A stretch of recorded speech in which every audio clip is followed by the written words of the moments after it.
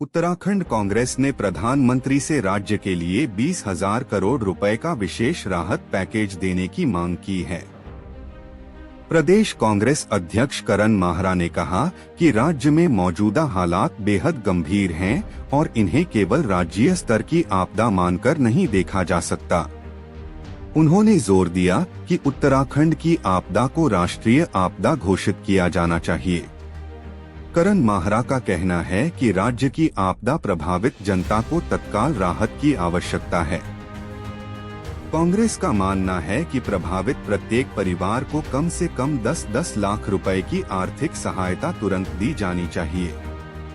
इससे पीड़ित परिवारों को अपने जीवन को दोबारा संभालने का आधार मिल सकेगा। उन्होंने जोशीमठ का उदाहरण देते हुए कहा कि केवल इस क्षेत्र के पुनर्निर्माण के लिए ही 6,000 करोड़ रुपए की आवश्यकता है। इतनी बड़ी राशि की मांग अपने आप में इस आपदा की गंभीरता को दर्शाती है। इसके बावजूद धामी सरकार ने केंद्र से सिर्फ 5,700 करोड़ रुपए की मांग की है, जो अपर्याप्त है। करण माहरा ने केंद्र सरकार से आग्रह किया है कि राज्य की स्थिति को गंभीरता से देखते हुए विशेष पैकेज की घोषणा की जाए। उन्होंने कहा कि उत्तराखंड एक आपदा संवेदनशील राज्य है और यहाँ बार बार प्राकृतिक आपदाएं भारी तबाही मचाती रही हैं। ऐसे में केंद्र का सहयोग केवल औपचारिकता न रहकर ठोस कदम के रूप में सामने आना चाहिए। कांग्रेस अध्यक्ष ने यह भी कहा कि आपदा प्रभावित क्षेत्रों में पुनर्वास और पुनर्निर्माण के साथ साथ भविष्य की चुनौतियों के लिए भी तैयार रहना जरूरी है। उन्होंने केंद्र और राज्य सरकार से मांग की है कि विशेषज्ञ टीमों की तैनाती की जाए। ये टीमें आपदाओं से निपटने की ठोस रणनीति तैयार करें और उन क्षेत्रों को चिन्हित करें जो सबसे अधिक जोखिम में हैं। उनका कहना है कि यदि सरकार पहले से ही योजनाबद्ध तरीके से काम करे तो भविष्य में आपदाओं से होने वाले नुकसान को काफी हद तक कम किया जा सकता है। इसके लिए वैज्ञानिक अध्ययन, पर्यावरणीय आकलन और स्थायी विकास की दिशा में ठोस कदम उठाने होंगे। करण माहरा ने यह भी आरोप लगाया कि राज्य सरकार आपदा प्रबंधन को लेकर केवल घोषणाओं तक सीमित है। उन्होंने कहा कि आपदा प्रभावित परिवारों तक राहत और पुनर्वास की मदद समय पर नहीं पहुंच रही है। कांग्रेस का मानना है कि प्रभावित परिवारों के पास न छत बची है, न रोजगार और न ही बुनियादी सुविधाएं। ऐसे में सरकार की धीमी गति से काम करने की नीति जनता के लिए और पीड़ा का कारण बन रही है। उन्होंने केंद्र और राज्य सरकार दोनों से अपील की कि राजनीति से ऊपर उठकर राज्य के लिए राहत और पुनर्निर्माण की दिशा में काम किया जाए। उत्तराखंड की भौगोलिक परिस्थितियां बेहद संवेदनशील हैं।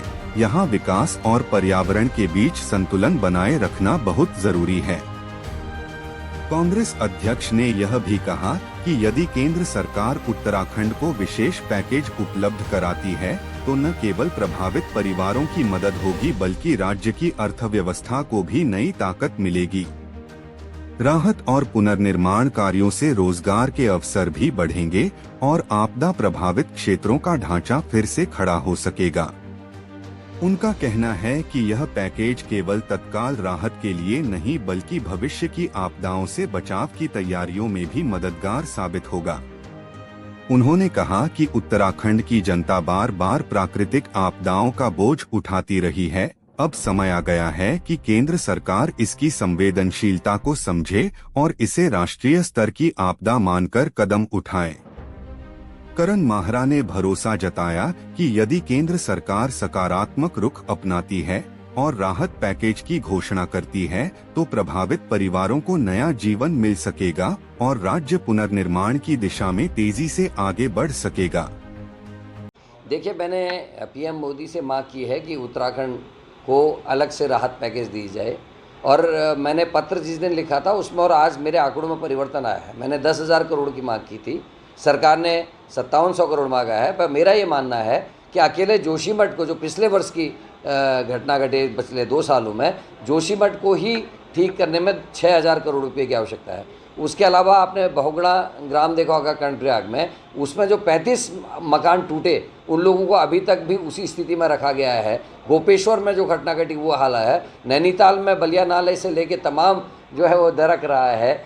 ऊपर खटिया हो गया, खाती गांव हो गया, भराड़ी हो गया, सौंग हो गया, वहाँ भी आपदा आई हैं, वहाँ का को पैसा नहीं मिला। धारचूला में बहुत जगह ऐसी घटना घटी वो पैसा नहीं मिला।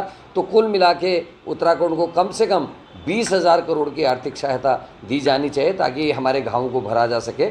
और जो टीमें आकलन के लिए भेज रहे हैं, अच्छा होता कि नरेंद्र मोदी और यहाँ की सरकार आकलन के लिए टीम ना भेजकर यहाँ ऐसे वैज्ञानिकों की टीम भेजती, ऐसे भूवैज्ञानिकों की टीम भेजती, ऐसे साइंटिस्टों की टीम भेजती जो आने वाले समय में होने वाली चुनौतियों का सामना करने के लिए किस तरीके से उत्तराखंड को अपने को तैयार करना है उसकी रूपरेखा तैयार करती।